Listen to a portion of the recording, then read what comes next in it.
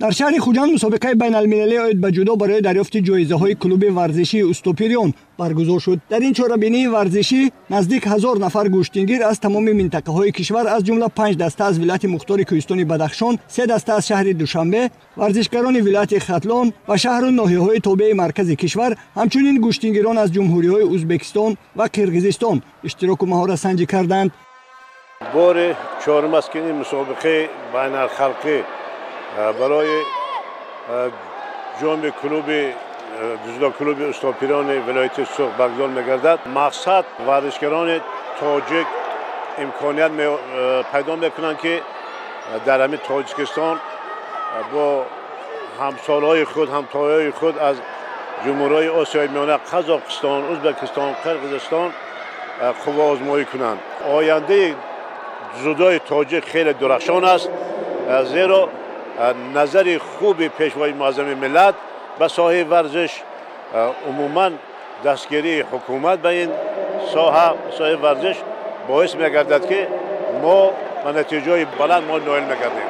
در مسابقه بین المللی اید به جودو که طی 3 روز ادامه یافت، گوشتگیران 7-8 ساله، 9-11 ساله، 12-14 ساله و 15-17 ساله بین همسالان خود در وزن‌های از 20 تا بیش از 90 کیلوگرم زورآزمایی کردند و برای دریافت جایزه‌های مسابقه ملکه‌های مهارت خود را نشان دادند. من طول 6 سال است که مشق می‌کنم و من حاضر در فینال برآمدم با رقیب ازبکستانی و من کوشش می‌کنم که رقیبم را مغلوب کرده و جای اول را گیرم.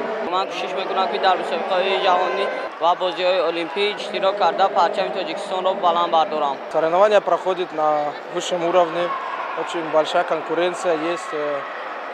Есть и международные гости в нашем турнире. Мои ученики сегодня отлично выступают. Я очень рад. Уже у меня есть 2 финалиста. Я надеюсь, что другие мои ученики тоже будут на пьедестале. مورد به ذکر است که نمود جودو سال از سال در تاجیکستان رشد و رواج یافته ایستاده است. همه این از توجه و دستگیری‌های حکومت جمهوری تاجیکستان و فدراسیون جودو کشور شهادت می‌دهد.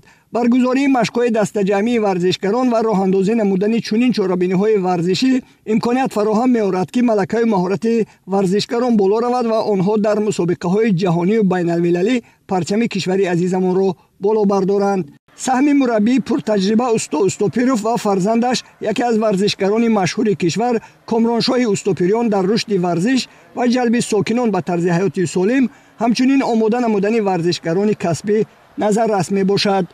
هدف از برگزاری این مسابقه جلب کردن جوانان نورسان و رشته جودو، رشته المپی است و امروز در این مسابقه باشکوه، مسابقه کشاد برای جام کلوب استوپیریون در امروز زیاده از 800 نفر اشتراک دارند. امروز بسیار گوشتین در یک سطح بلند است. ما با دستورات سپارش‌های پیشوای معظم ملت کوشش کرده ایستادیم که چنین مسابقه را در سطح بین المللی بسیارتر کنیم، چون که جوانان ما در این مسابقات امکانیت کنند تجربه آموزی کنند با حریفای پرقوت و پرچمبردار ملت خود باشند. مسابقه بین المللی اید به جودو بین نورسان برای دریافت جایزه‌های تالار ورزشی استوپیریون در سطح بلند تشکیلی جریان گرفته و غالبان و جایزه‌داران این چهاربینی ورزشی مدال و افتخارنامه، جام و جایزه‌ها، مبلغ‌های پولی و تحفه‌های خاطره‌ای در فضای تنتنوی تقدیم کرده شدند.